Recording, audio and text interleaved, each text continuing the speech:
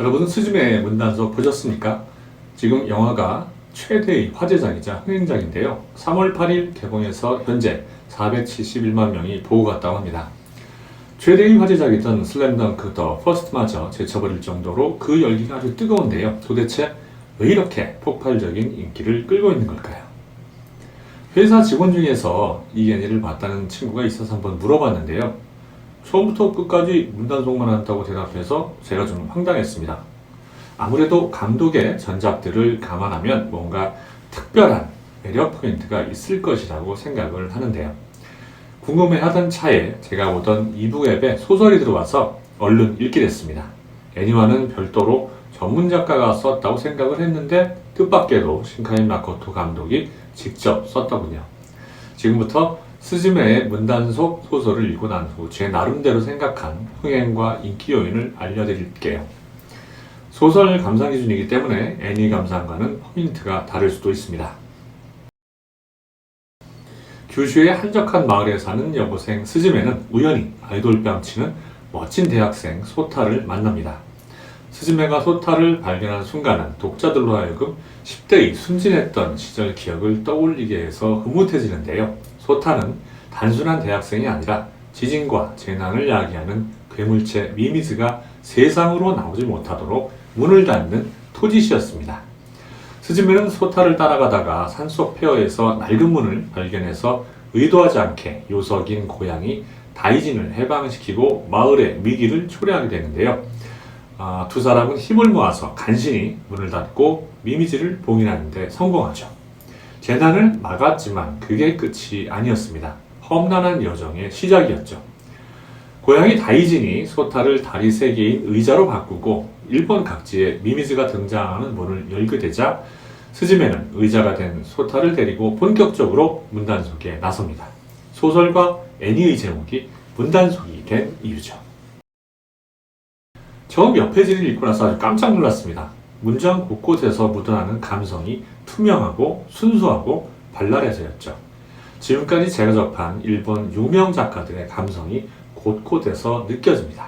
키친의 작가 요시모토 바나나, 냉정과 열정사의 작가 에쿠니 가오리를 비롯해서 러브레터를 연출한 이와이 슌지마저 자연스럽게 연상되더군요. 신카이 마코토 감독이 올해 51살이거든요. 지천명이 나온 남자가 이런 글을 쓴다는 건 솔직히 반칙이죠. 어지간히 글 잘 쓴다는 여자 작가도 이렇게 못 쓸 겁니다. 이 정도의 감성을 가진 덕분에 너의 이름은이나 날씨의 아이와 같은 작품을 만들 수 있었던 거겠죠. 제가 생각하는 전업 작가의 필요 조건을 갖춘 셈인데요. 혹시 여러분도 영상을 연출을 하거나 혹은 글을 잘 쓰고자 한다면 기교보다 감성이 우선되어야 합니다. 이처럼 남다른 감성을 가졌기에 작품마다 감독의 시그니처가 된 아름다운 색감의 영상미가 나왔다고 생각하는데요. 아직 보지 못했지만 너의 이름은이나 날씨의 아이를 연상해보면 스즈메의 문단속 역시 다채롭고 아름다운 영상미가 강렬하게 다가오지 않을까 생각해봅니다. 이미 공개된 포스터만 봐도 눈이 부시도록 파란 색감의 하늘과 수면 그리고 다양한 색채가 어우러져서 환상적인 배경을 연출하는 문 뒤의 세계가 눈에 확 들어오는데요. 역시 신카이 마코토답습니다.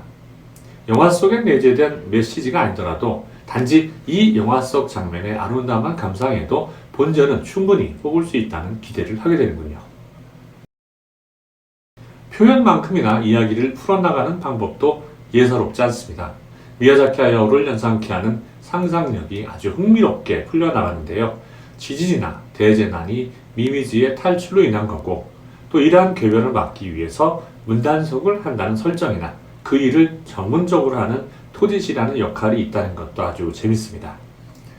다이진과 사다이진이라는 고양이 모습 녀석이 미미진을 억압하는 본체라는 설정도 흥미롭고요. 다이진이 은인인 스즈메에게는 살갑게 굴면서도 소타를 경계하고 의자로 만들어 버리는 장면에서는 미야자키 하야오 감독의 센과 치히로의 행방불명이 떠오르더군요. 다이진과 사다이진은 마스코트 캐릭터인 셈이어서 의도적으로 삽입한 게 아닌가 추측이 되는데 이 작품이 히트하면 당연히 피규어 쪽이나 캐릭터 쪽 수입도 상당할 테니까요. 우리가 사후세계라고 하는 상상하는 그런 건 역시 저승사자나 염라대왕이 있는 어둡고 암울한 곳이 아니라 사람에 따라서는 한번 가보고 싶은 그런 정겨운 곳으로 묘사해 놓은 것도 무척 인상적이었습니다. 스즈메의 문단속은 신카이 마코토 월드의 연장선상에 있으면서도 한편으로는 다른 영화라고 볼 수 있습니다. 신카이 마코토 월드의 첫 번째 공통점은 재난을 기반으로 한다는 건데요. 두 번째 공통점은 남녀 주인공이 힘을 합쳐 그 재난을 막는 과정이 주요 줄거리라는 점입니다. 너의 이름은 해성 추락을 막기 위한 남녀 주인공들의 이야기고, 날씨의 아이는 비가 그치지 않는 기상이변을 막아야 하는 무녀의 이야기였습니다. 스즈메의 문단속은 일본에서 친숙한 재난인 지진을 막는 주인공들의 이야기니까 비슷하죠. 다만 너의 이름이나 날씨의 아이가 재난을 마주하는 주인공들의 문제 해결에 치중하는 데 비해서 이 작품은 재난을 막는 과정을 통해서 궁극적으로는 일상 속에서 예기치 않은 재난과 사고로 아픔을 겪고 있는 이들에게 위로와 또 치유의 메시지를 전달한다는 점이 다르다고 볼 수 있습니다. 이미지는 폐허가 된 장소에서 등장을 하는데, 예전에는 사람들이 아주 행복하게 살던 공간이었으나 폐허가 된 공간들에서 나타납니다. 신카이 마코토 감독은 도대체 왜 굳이 폐허를 부대로 삼았을까요? 스즈메가 문을 닫기 전에 하는 행동을 보면 답을 알 수가 있습니다. 문을 닫으려면 그곳에 살던 이들의 기억에 집중해서 그들의 목소리를 듣고 이미지를 떠올려야 하거든요. 감독은 이러한 과정을 통해서 예상 못했던 재난이나 사고로 고난과 아픔을 겪은 이들의 마음을 다독이고 위로를 전하고자 한 겁니다.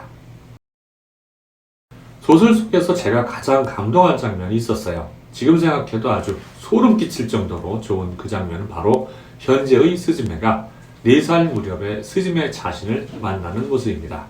엄마를 잃은 슬픔에 울부짖으며 몸부림치는 4살 스즈메를 끌어안고 현재의 스즈메는 이렇게 말합니다. 스즈메, 지금은 슬퍼도 앞으로 아주 잘 자랄 거야. 미래 같은 거 무섭지 않아. 너는 빗속에서 어른이 될 거야. 이 말을 들은 4살 스즈메가 묻습니다. 언니는 누구야? 현재의 스즈메가 대답하죠.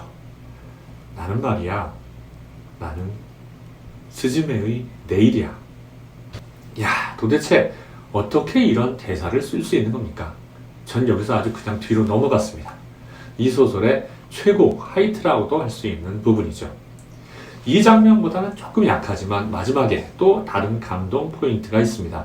헤어졌던 소타와 스즈메가 만나는 장면이죠. 이 장면은 제가 감독이라도 그냥 연출할 수 있을 것 같습니다. 멀리서 롱코트를 바람에 휘날리면서 서서히 줌인되는 소타가 있고요. 여기서 컷을 하고 그 모습을 바라보는 스즈메의 행복에 겨운 미소로 전환을 하는 거죠. 그리고 다시 컷해서 클로즈업한 소타의 환한 모습으로 바꾼 후에 스즈메가 조용하고 나직하게 속삭입니다. 신카이 마코토 감독이 날리는 마지막 결정타죠. 잘 돌아왔어요. 아무리 목소리라도 이 두 파트에서 뿅 가는 겁니다. 소설을 읽는 내내 아주 행복했습니다. 내용은 슬펐는데 행복했다니 좀 이상하지만 신카이 마코토 감독의 찐팬이 될 수밖에 없더라고요. 이 양반 사람 감정선을 읽을 줄 아는구나 싶었어요. 소설을 읽으면서 무한 상상력을 발휘하는 것도 재밌지만 이 문장들이 과연 어떻게 생명을 얻어서 움직이고 있는지 궁금해졌습니다. 꼭 보러 가야겠습니다. 애니를 본 관객들이나 아직 보지 않은 예비 관객들은 독자의 심정으로 이 소설을 꼭 읽어보시길 권합니다. 제작사나 감독은 애니메이션을 위한 마케팅 수단으로 표현했을지 몰라도 그 자체로도 매우 훌륭한 소설이라고 생각합니다. 오늘은 여기까지입니다. 지금까지 분바전이었습니다.